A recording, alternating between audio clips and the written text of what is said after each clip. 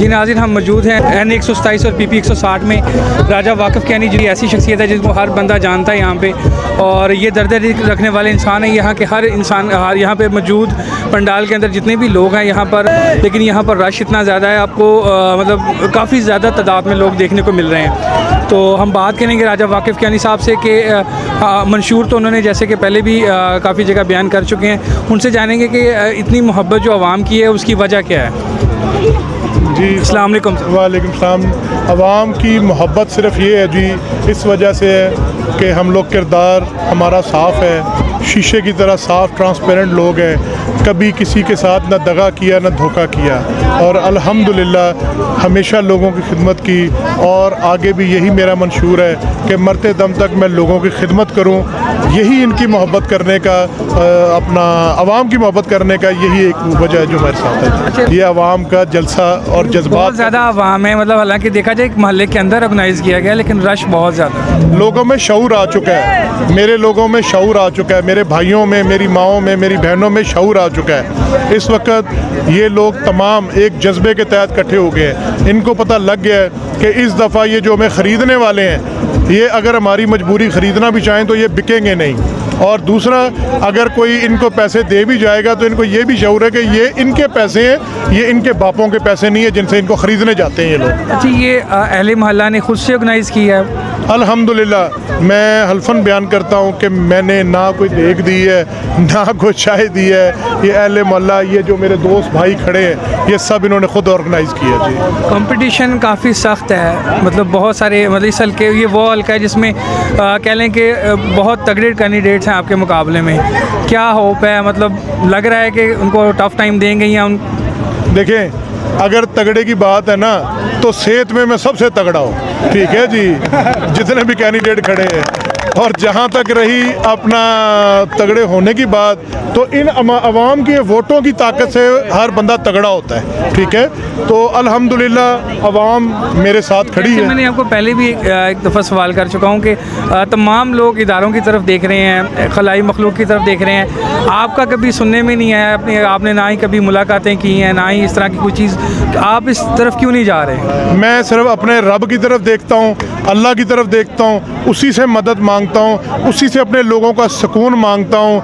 अगर रब की ताकत चाहे ना, अगर मेरे रब ने चाहा तो मुझे ना कोई रोक सकेगा, ना कोई टोक सकेगा, और इंशाल्लाह अगर कोई अवाम के और मेरे साथ कोई इस तरह की हरकत करेगा, चाहे वो कोई इदारा हो या कुछ हो, तो यकीन करें मैं हल्फन ये बयान करूँ, उनके घरों में भी देखिएगा तबाही कैसे आती है, मुल्क की नहीं उनके घरों में तबाही। इलेक्शन फेयर होगा?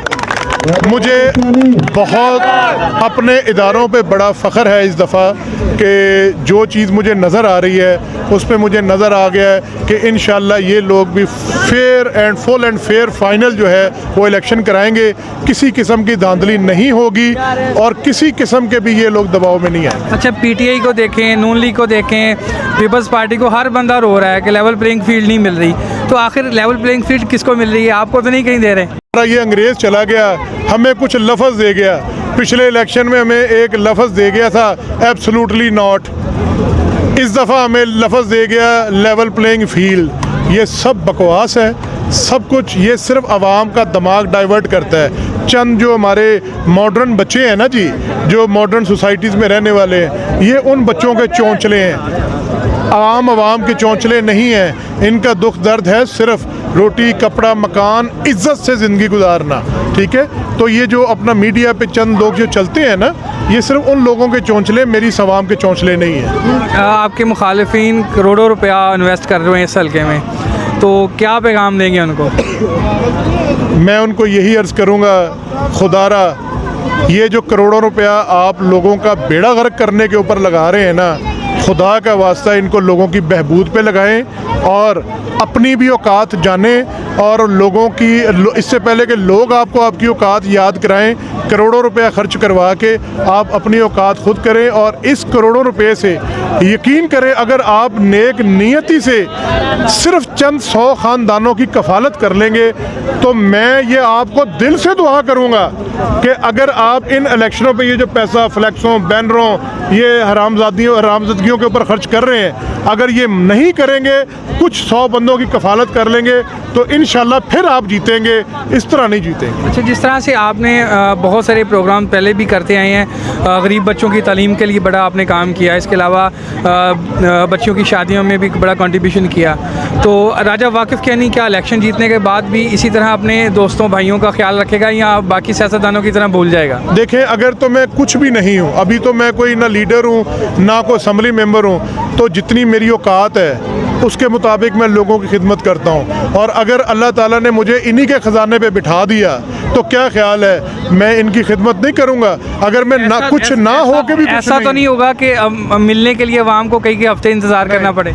ये मेरा इनसे वादा है, मैं मिलने आया करूँगा, इनको मुझसे मिलने के लिए ज़रूरत ही नहीं पड़ेगी, मैं खुद आया करूँगा। तो हल्के के लिए कौन कौन से डेवलपमेंट के प्रोजेक्ट हैं जो आप लेकर आ रहे हैं? जी, सबसे पहले तो मैं इनके लिए सुई गैस, सीवरेज सिस्टम, ये टूटी फूटी गलियाँ, इसको ठीक करना, मेरे ये बच्चे जो हैं, मेरे हल्के के बच्चे, इनकी एजुकेशन, अच्छी एजुकेशन के लिए इंतज़ाम करना, और गलियों में क्वालिफाइड डॉक्टर्स की डिस्पेंसरीज़ को कायम करना, और सबसे बड़ा शाम को फ्री ट्यूशन जो है अपने बच्चों के लिए, चाहे वो नर्सरी क्लास से लेके और बड़ी क्लासों तक के बच्चों के लिए अच्छी ट्यूशन फ्राहम करना, ताकि वो इन जो अलीट तबका है उसके मुताबिक जो है वो अपना उनके मुकाबला कर सके।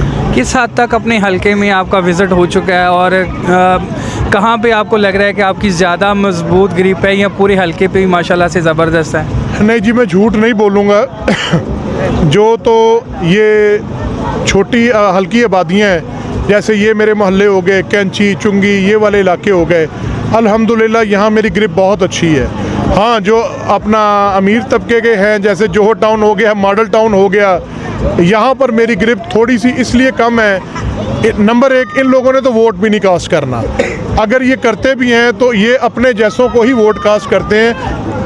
कभी इनमें भी शऊर आ गया और इन्होंने भी एक आम उम्मीदवार, आज़ाद उम्मीदवार को कामयाब कराना शुरू कर दिया, तो यकीन करें इस मुल्क की काया बहुत जल्द पॉजिटिवली बदलेगी। अच्छा, इसके अलावा जिस तरह अलीम खान साहब भी कह रहे हैं, जहांगीर तरीन साहब भी कह रहे हैं, लास्ट में उनका बयान आया कि जैसे ही आज़ाद उम्मीदवार जीतेंगे तो वो लाजमी हमारी झोली में आके गिरेंगे और हमें तरीका आता है उन लोगों को ख़रीदने का, कह लें, या उनको अपने पास बुलाने का।